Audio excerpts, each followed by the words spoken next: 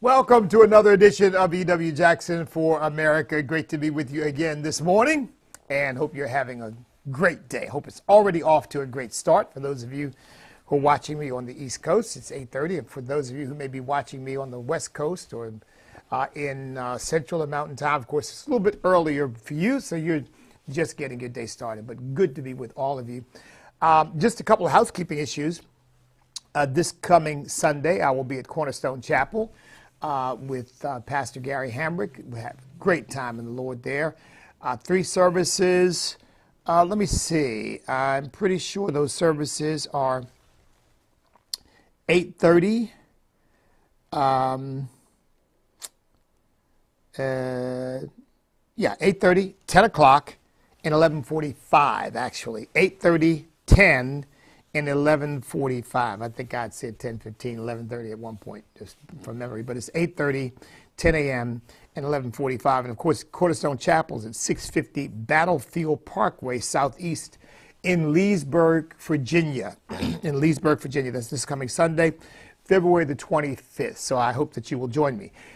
This afternoon at 5:30 p.m. Eastern Time, I will be guest hosting Truth and Liberty for Andrew Womack Ministries. Truth and Liberty. So that's at 5:30, and you can get that on gospeltruth.tv. I think it is gospeltruth.tv is where that's going to be airing. Let me see if that is in my schedule, and that information is there.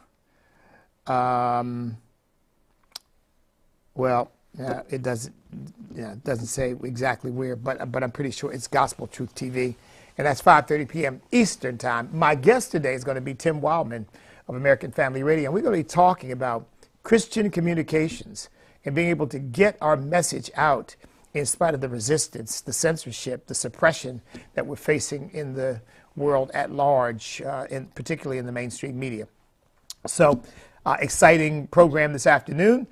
And exciting day on Sunday for those of you in the area. And, of course, many of you I know watch Gary Hamrick online, live streaming. I think he's got an audience of, I don't know how many, but lots and lots and lots of people watch him. So if you are not in the area and you want to watch me live stream, again, that's Cornerstone Chapel. Pastor Gary Hamrick is the pastor there. Now, I'm going to do a little something different today than I have in the past. I've had this in my schedule, and I almost messed it up because, the time just gets away from you. But today is George Washington's birthday. Yeah, today is actually George Washington's birthday. How old George Washington had been? I didn't even look that up, but because we know George Washington's alive in heaven. So, how old would George Washington be? If George Washington were alive today, well, that does me no good. Here we go. If George Washington were alive today, he'd be more than 280 years old. Is that recent? No, that's as of 2022, I think. So this is 2024. So George Washington, I guess, is 200. I'm not doing the math. I'm just sort of reading here from the internet. So don't hold me responsible for the math. But he would be 282 years old, approximately. 282 years old, I guess. Yeah, because he was born in 1732. So what I want to talk about George Washington today, well, there are lots and lots and lots of reasons. First of all, let me just say for the record, there's a big debate going on.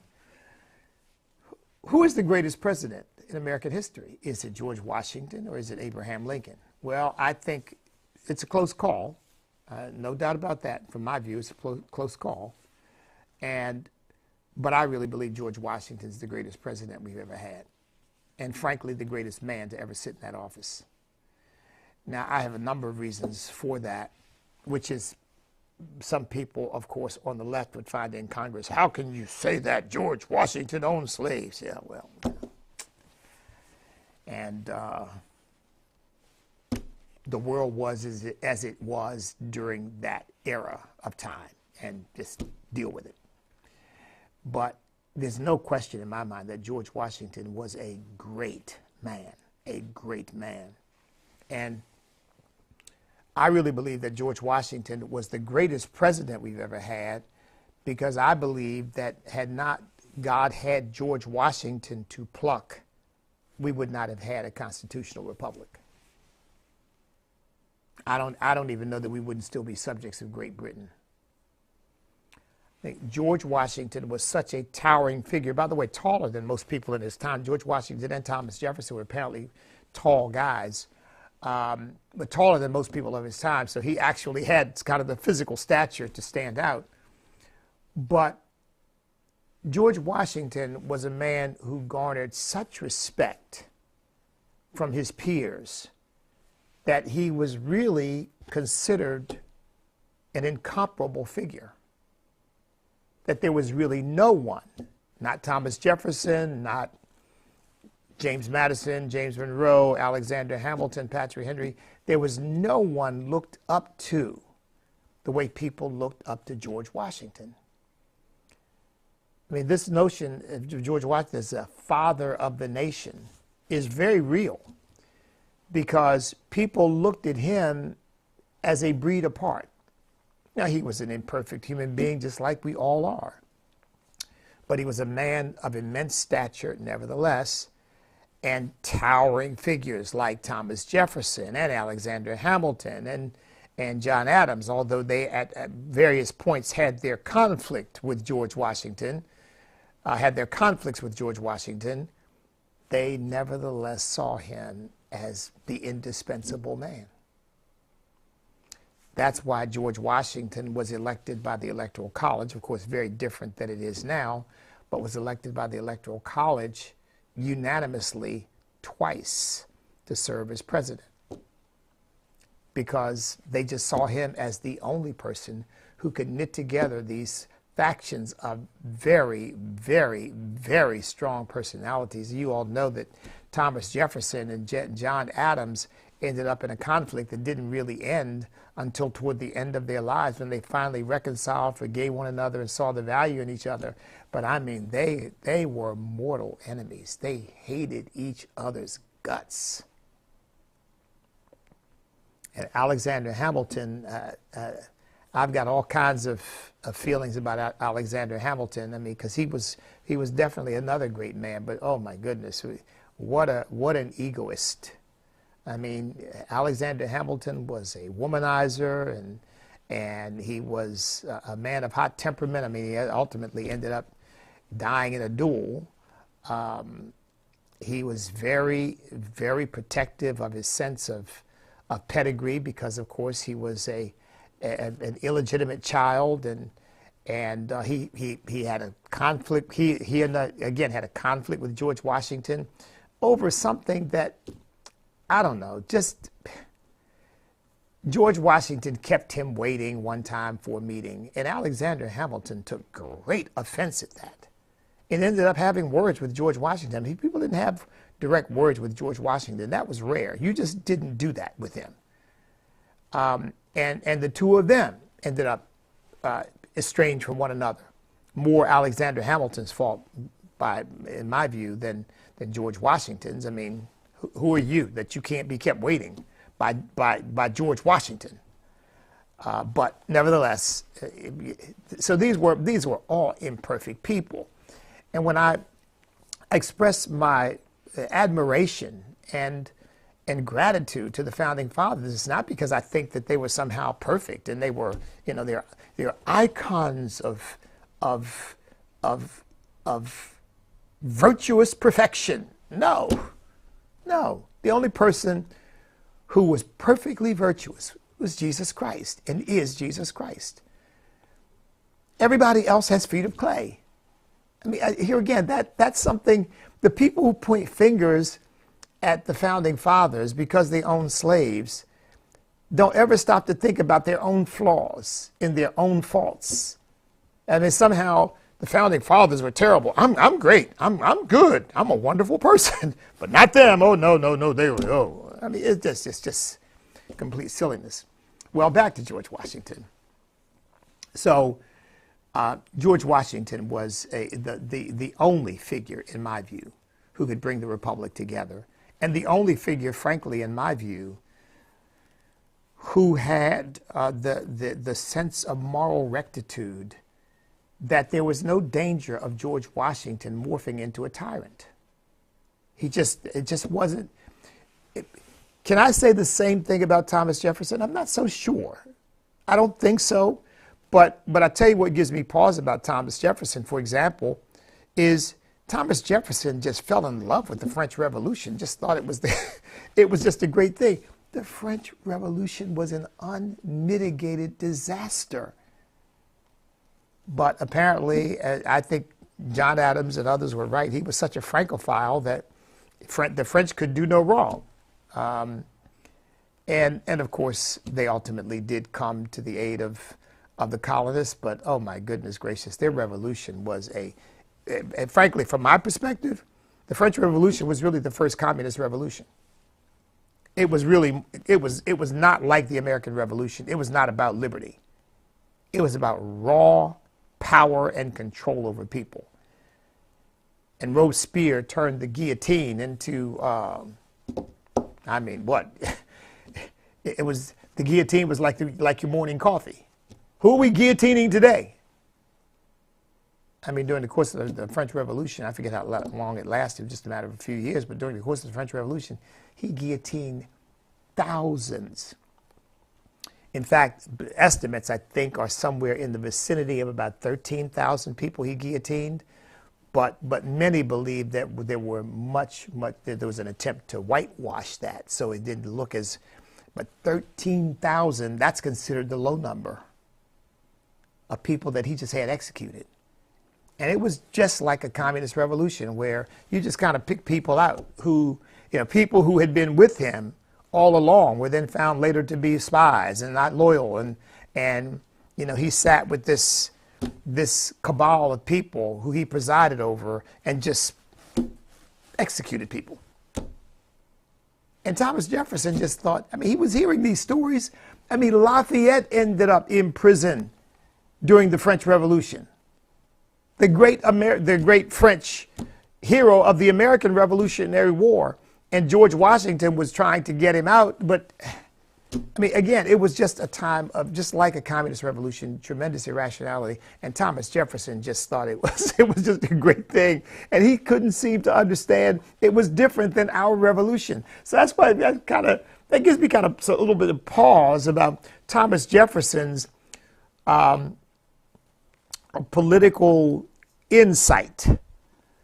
That once he got an idea in his head, it's like he couldn't be persuaded, and it just makes me wonder, could there have been circumstances in which Thomas Jefferson might have behaved like a Robespierre? Forgive me, I hate to even raise that issue, but again, I've got historical evidence for raising the question because again, he was just in love with the French Revolution, and when you and I read about the French Revolution and go, how could anybody think this is a good thing? But he did. And supported it all the way through. Grudgingly, toward the end, grudgingly acknowledged that, that might have been a little problem.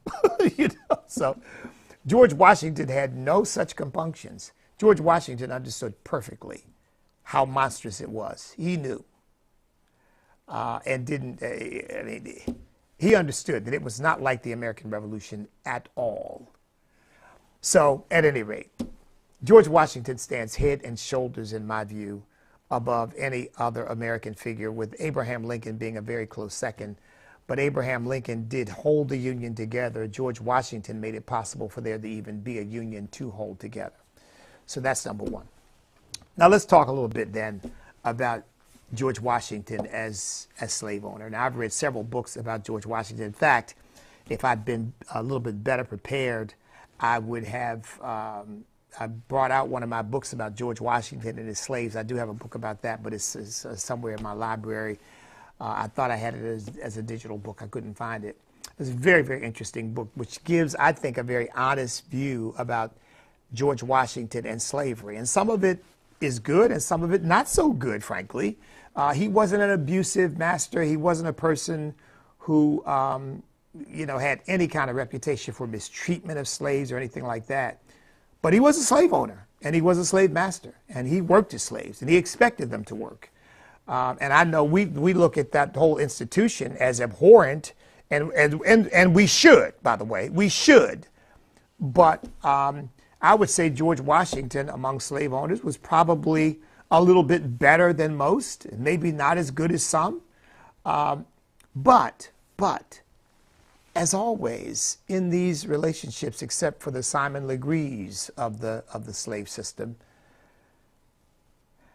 George Washington, and of course we know the Thomas Jefferson, Sally Hemings stuff, that was fairly common. It was sort of the unspoken secret that, you give a man absolute power over a group of human beings. Some of them are women who are beautiful and attractive, and you know what's going to happen with some of those men.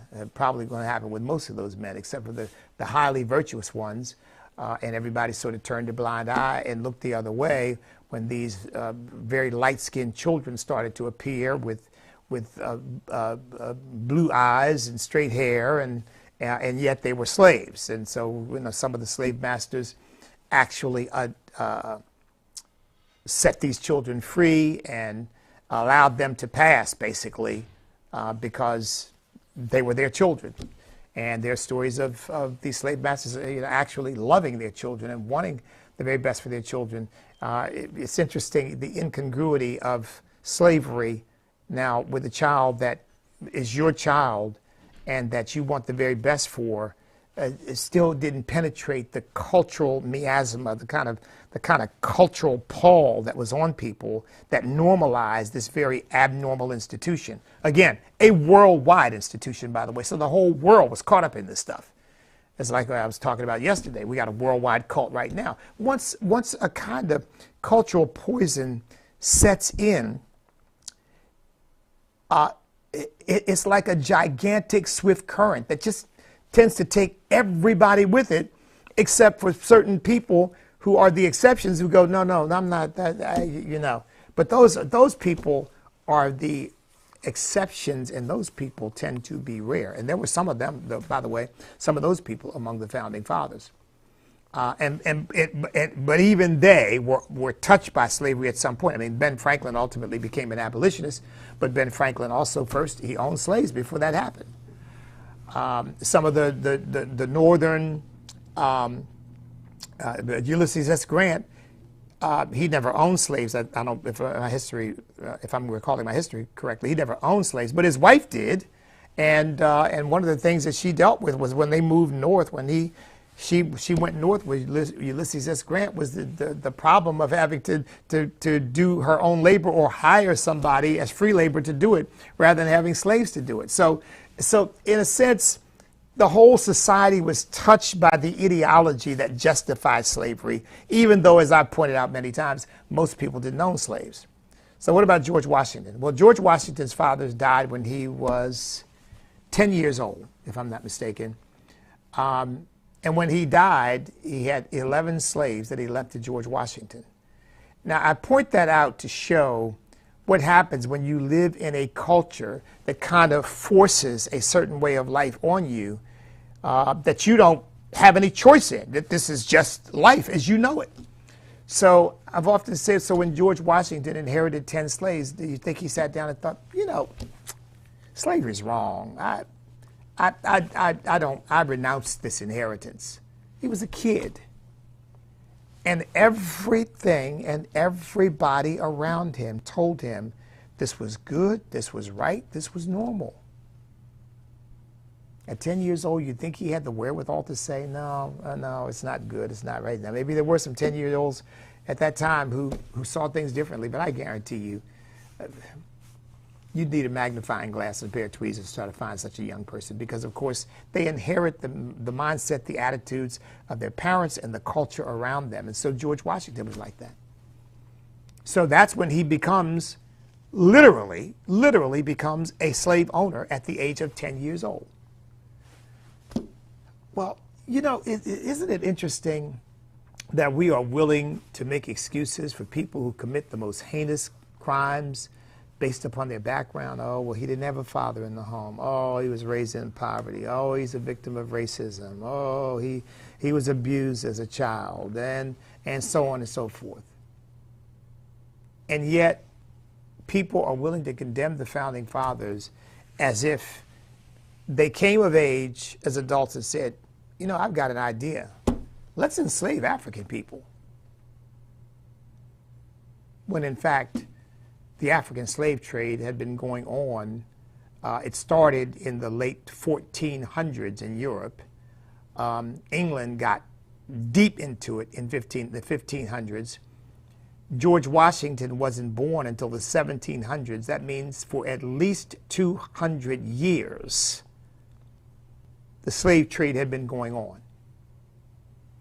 And so here he's born into a system that says this is good, this is right, this is normal, this is not even something anybody questions.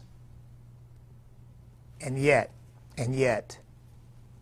as George Washington comes of age, as George Washington becomes a mature man, he begins to express his dismay with the institution and begins to realize that, you know what, this is inherently wrong. By the way, let's be clear on something here for these people who hate America and want to condemn America. America's a white supremacist country. America's had slavery. Nowhere else in the world other than William Wilberforce in Great Britain, nowhere else in the world, to my knowledge, not in France, and France ultimately, of course, did away with slavery, and they did away with it earlier than we did. But nevertheless, I don't recall any great movement in France, in Spain, or anywhere else in Europe of a moral and spiritual and intellectual movement to say slavery must end because it is inherently wrong. Not because of the pragmatics, not because of the social, the culture, but because it is inherently morally wrong. William Wilberforce led that effort in Great Britain. And of course, the abolitionist movement arose in the United States of America and was ultimately supported by people like Ben Franklin. But nowhere else in the world, other than a very small portion of Europe and the United States of America, did there arise an intellectual anti-slavery movement and sentiment that reached and touched everybody. And George Washington was really part of that movement in the sense that he acknowledged that slavery was inherently wrong and that something needed to be done with it, about it. In fact, most of the founding fathers, most, not all, but most of the founding fathers ultimately came to that. Then the question became, yeah, but how do we get rid of it? How do we deal with that? Particularly when you've got Southern plantation owners who are completely dependent upon slave labor. I mean, completely dependent upon it. You end slavery, in effect, you bankrupt them. And you can imagine the people who had been steeped in it now, in spite of the moral outrage that some are beginning to express, those people are hunkering down saying, you're going to take away my livelihood, you're going to take away my property, you're going to take, I'm not just talking about the slaves now, but take away the land because I won't have any ability to work the land, because, you know, most of these big plantation owners, George Washington and Thomas Jefferson included, they were land rich but cash poor. They didn't have any money.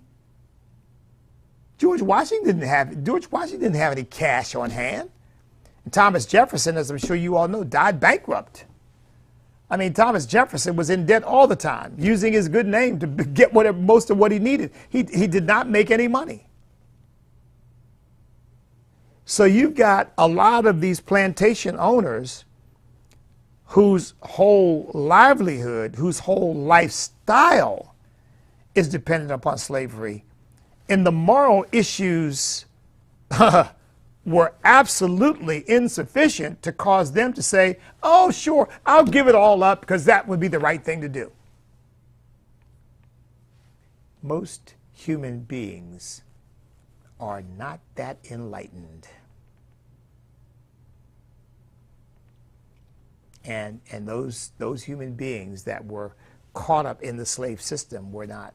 But George Washington began to express his dismay with the system in letters, started talking to people about how, in fact, he and Lafayette had many discussions about this, because Lafayette was one of those people who understood inherently, just inherently, that slavery was wrong, and wanted to work with George Washington in trying to create what I would call experiments of how, trying to figure out how can you free the slaves so that they can live and sustain themselves, and really begin to dismantle the whole slave system. That's something that Lafayette really wanted to do. I think he was more enthusiastic about that, frankly, than George Washington, because he didn't have anything at stake. But George Washington always, shall we say, at the very least,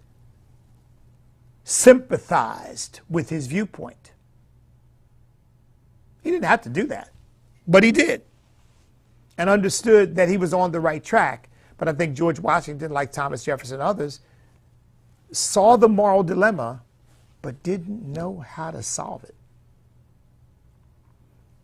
There's a famous story of George Washington being visited by Phyllis Wheatley, the great black poet, who was, by the way, still a slave when her poetry was caught on in America. And she wrote a poem about George Washington. And George Washington read the poem. Somebody brought it to him. He read the poem. He wrote her a letter indicating that if she were ever anywhere near, this was during the Revolutionary War, was still going on, if she were ever anywhere near his camp, that he would love to meet her, this black woman. See, our children don't learn this stuff in history because they're not taught the complexities of this. What they're taught is white people bad, black people victims, and America bad, America evil, white supremacists, and all that. You know, it's these broad strokes that are really not intended to inform. They're intended to manipulate people, keep people bitter and angry and hateful and you know, resentful, and because then you keep them in your camp. You see, you keep them on the new psychological plantation that you've created for them. But so he sent this letter to Phyllis Wheatley, and she actually came to visit George Washington at his camp. Don't hold me to this because I'm going from memory now, but I believe that she visited him while he was in Cambridge, Massachusetts. And he had nothing but commendatory things to say about her. Now, George Washington was not stupid. And this woman was not a mulatto. This was, in fact, she had been a slave. She had been brought from Africa to this country to be a slave. And then her slave masters taught her to read and learned that the woman was brilliant and she was a tremendous poet. And George Washington walked away from that encounter knowing, when we say that these people are inherently inferior, something's wrong with that construct, because this woman is brilliant. And you couldn't say, oh, well, she's brilliant because she's half white.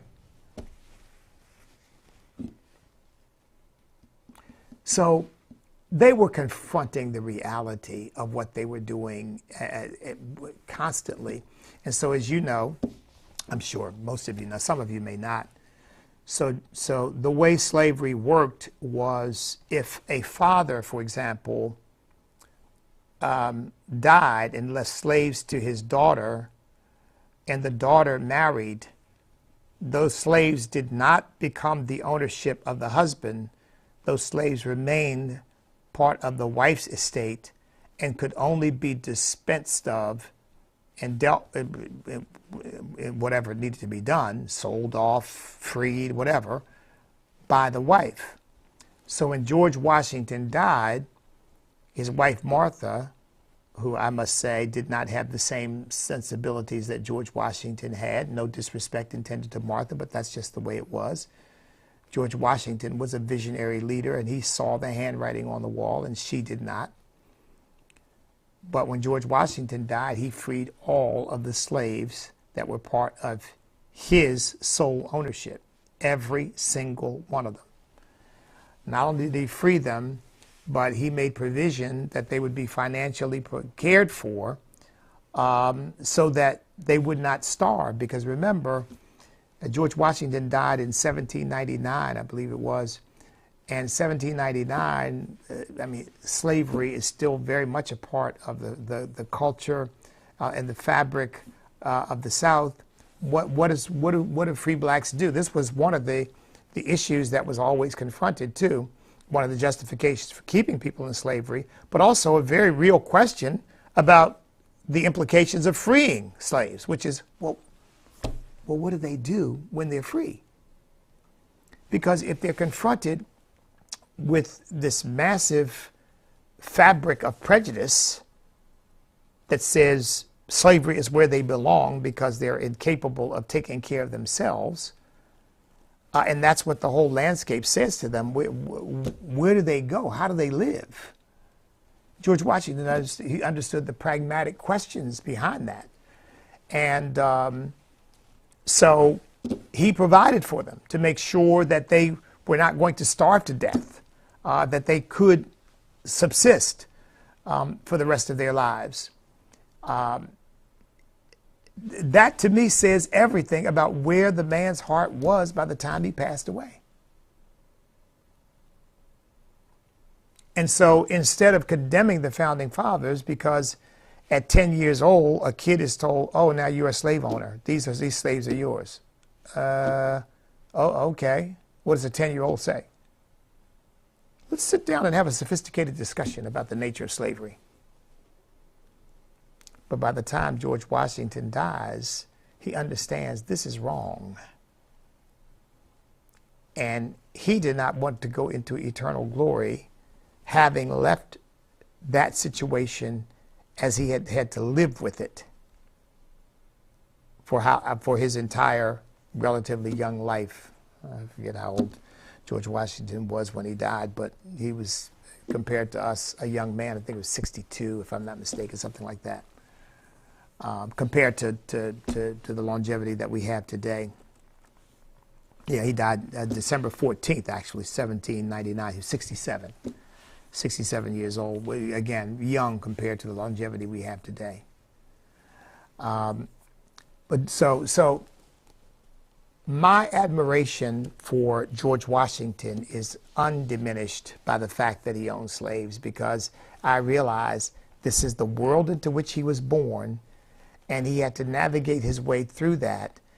And I am pleased and admiring of the way he evolved in his thinking. And some people would have wished he had been maybe more radical, but that just wasn't George Washington. But he was a man of thoughtful deliberation, okay? And it was clear that he had thought this thing through. And when he left this earth, he didn't leave as a slave owner.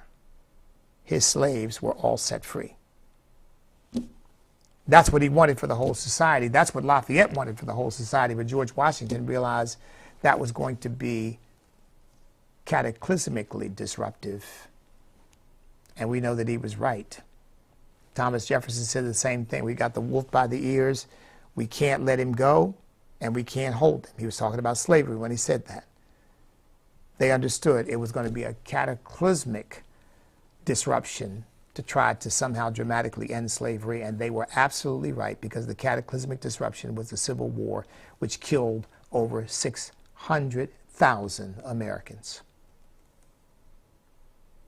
That's how deeply ingrained it was in the culture and mindset of those who owned slaves. Again, they were in the minority, but it had become such an ideological stronghold in the minds and hearts of people, and so completely bound up with the sovereign right of states to govern themselves as they saw fit, that it ultimately led to brother shooting at brother, American shooting at American, and killing each other by the hundreds of thousands.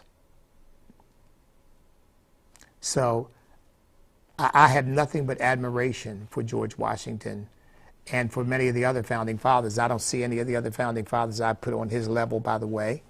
But again, they were all flawed people. They all had feet of clay. But, you know, I'm sure you all probably know this, but I haven't heard anything more about it. But Charlie Kirk apparently got into some difficulty when he decided that he was going to start attacking Martin Luther King about his private life, to try to debunk his stature in the minds of people. And even conservatives cite Martin Luther King's principle, judge one another not by the color of our skin, but by the content of their character. Martin Luther King had a commitment and taught this, but of course the civil rights establishment doesn't want you to hear this because they're into Marxism and socialism and collectivism now. But I said that statement was a statement about individual responsibility and individual achievement. Because you can't judge the character of a people. You can only judge the character of a person. Because every individual is different. He said, I want my children to be judged not by the color of their skin, but the content of their character. That's an individual matter. He was saying we need to just see each other as individuals, not as skin colors. But apparently Charlie Kirk decided that, you know, there's some negative things in Dr. King's background that he was going to start highlighting. And I was pleasantly surprised to see the number of conservatives who said, you know, get off of it. Because they understood the stupid logic of that. You start going down that road, okay? And that leads you directly to the founding fathers. Well, they're no good because they were slave owners. Thomas Jefferson's no good because he's alleged to have had a relationship with Sally Hemings and used her as a concubine. And then you just go on from there. And nobody's worthy of any respect, any admiration. I mean, that's really the argument they want to make about Donald Trump right now. He said this and he did that and he was... Forget what he did for the country while he was president for 4 years. Let's talk about what he said to some woman and what he did to some woman and 30 years ago or 20 years ago and allegations of this and allegations of that. I mean, you can't deny that the man has effectively, courageously, sacrificially served this country and pursued our best interests. You can't deny that. Again, I could certainly find fault with Donald Trump. I mean, I didn't agree with him on, and don't agree with him on everything. But to deny that the man has served this country, I dare say brilliantly, is to really be blind. So you start going down that road, and nobody is worthy of any kind of respect, any kind of admiration, because there's only one person who walked the face of the earth who never did anything wrong, and that's Jesus Christ. That's it. It's not you, not me, not Donald Trump, not Abraham Lincoln, not George Washington, only Jesus. So we've got to take people as we find them and evaluate their thinking, their behavior, in light of the circumstances into which they are born and the culture into which they are born, and look at their contribution to mankind in light of that, knowing that if you look hard enough and long enough, you're going to find plenty of flaws. You're going to find something at least that you can say, oh, look, but look at this. And where does that take you? It takes you ultimately to dismantling every person that has ever made any kind of positive contribution to our country, our culture, our way of life, because we found flaws in that individual. Well, I tell you what, I don't know about you, but I certainly don't want to be evaluated that way. Because based on that evaluation, none of us has anything to offer. You know, I'm always amazed, by the way. Wow, I can't believe we're almost out of time. But I'm always amazed that people who built nothing, created nothing, contributed nothing, who in effect stand in the liberty that was carved out for them by giants who created a system to preserve and protect that liberty, that God-given liberty, that these people, these moral and intellectual pygmies, point at these giants who've created the greatest nation on earth, laid the foundation for the greatest nation on earth, point to them and say, they're no good. Oh, we shouldn't admire them. Tear down their statues and get rid of their writings and don't have any admiration for them. But who should we admire? You? Black Lives Matter? Al Sharpton? George Floyd? I mean, my goodness gracious, folks. I mean, it's just, it's societal suicide to think that way. I mean, Alexander Hamilton, and you know, we could have a debate about Alexander Hamilton and the man was economically brilliant. I mean, economically brilliant. But of course, you know, people could question Alexander Hamilton and some of his more modern understanding of economics and his desire to create a framework for financing the government and all of that. But nobody can deny that Alexander Hamilton was a brilliant man who understood economics, frankly, better than George Washington did. You look at his personal life, it leaves much to be desired. You know, I mean, again, and the man died an ignominious, sad death, you know, killed in a duel with Aaron Burr. But you can't, that does not negate the man's greatness. So, and Alexander Hamilton is not one of my favorites because I didn't like the fact that he fell out with George Washington. So, you know, in my view, you fall out with George Washington, I've got a problem with you. I'll tell you something, folks. I can't say the same for Thomas Jefferson. I hope it's true for him too.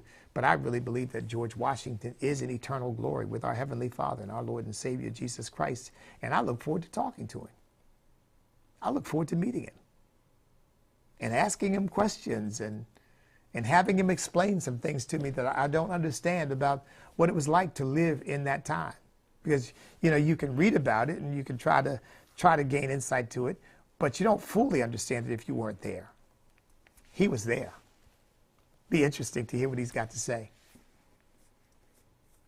And of course, there you can pick out other figures like that in history. Of course, the most important person I want to see in eternal glory is our Lord and Savior Jesus Christ. He's numero uno by infinite orders of magnitude. Okay. He's the one. But my goodness gracious, there are others who have gone before us. You know, the Bible, even the Bible says in the book of Hebrews, I think it's Hebrews chapter 12, saying we are compassed about with such a great cloud of witnesses. It's talking about all the people of faith who went before us, and not a single one of them was perfect either. It says, seeing we are compassed about with this great cloud of witnesses, all these people who are watching us and rooting for us, let us run with patience the race that is set before us, looking unto Jesus, the author and the finisher of our faith, who for the joy that was set before him endured the cross, despising the shame, and is now set down at the right hand of the Majesty on high. So all those witnesses were imperfect people, are imperfect people, were imperfect people, because they're perfect now. in eternal glory, there is no imperfection. So I honor George Washington and celebrate this great man of God whom God used to help bring this country into being.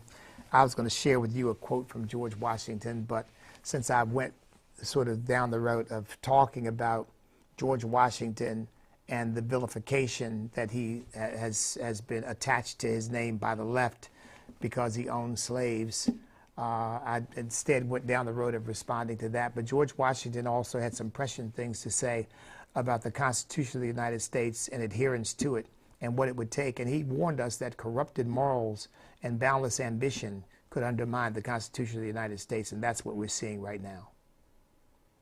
All this illegal immigration, all of these unconstitutional attacks on Donald Trump, all of the election shenanigans, all the use of the criminal justice system to punish one's political enemies, all this stuff is based upon corrupted morals and boundless ambition, and people who could care less about the Constitution and care less about America as a constitutional republic and care only about their own power of enhancing themselves and their allies and destroying their enemies. That's all they care about.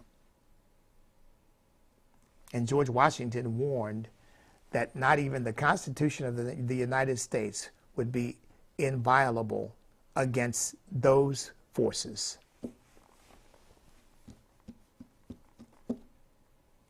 What, 282 years ago, he saw it. You know why he saw it? Because he knew human beings. And that's the last thing I'll say. Our founding fathers were so steeped in biblical worldview that they did not even trust themselves with absolute power. Think about that. Talk about greatness. Because most people are grabbing for power and just taking it wherever they can find it. That's the story of human history and the story of human leaders. But not our founding fathers. They held it lightly and created a system in which no one could hold it completely or absolutely.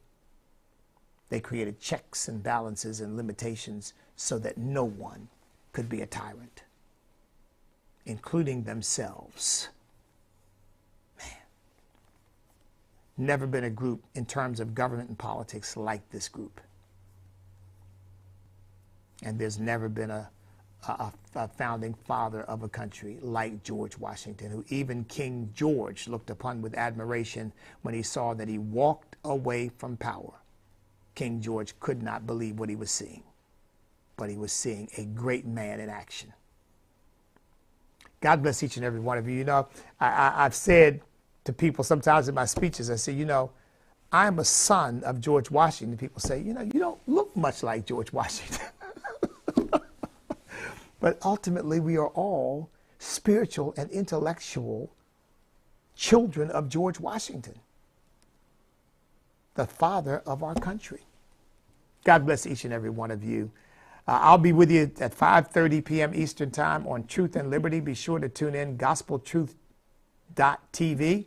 And in the meantime, you stand up, step up, speak up, and refuse to back up, because we cannot be defeated if we will not quit, because we are on God's side.